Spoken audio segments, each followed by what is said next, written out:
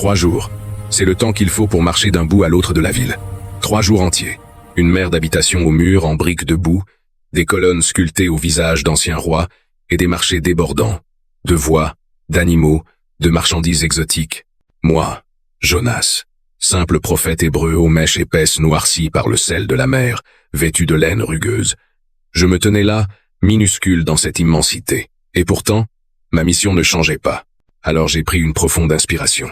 Mon cœur battait fort, mais mes pieds ont avancé. J'ai défié la foule, marché droit dans les rues, et j'ai crié, d'une voix forte, claire, portée par celui qui m'envoyait, « Encore 40 jours, et Ninive sera détruite. » Jonas 3, 4. Le premier jour, les passants se sont arrêtés, intrigués, puis les murmures ont commencé.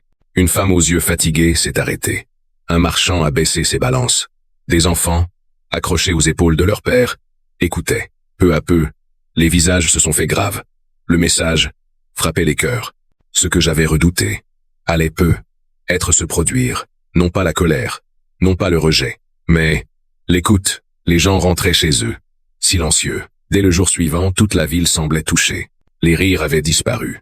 Les chants des temples païens s'étaient tus. On ne voyait plus de pain chaud dans les rues, seulement des têtes basses, des hommes, des femmes, et même les enfants, tous revêtus de sacs de toile. Ils jeûnaient, ils pleuraient. Certains se jetaient à genoux dans la poussière, les mains levées vers le ciel, le visage baigné de larmes. Mais le plus incroyable était encore à venir. Quand la rumeur atteignit le palais royal, le roi lui-même coiffé d'un turban orné de joyaux, revêtu d'un manteau pourpre, descendit de son trône. Je l'ai vu de mes yeux. Il déchira ses vêtements.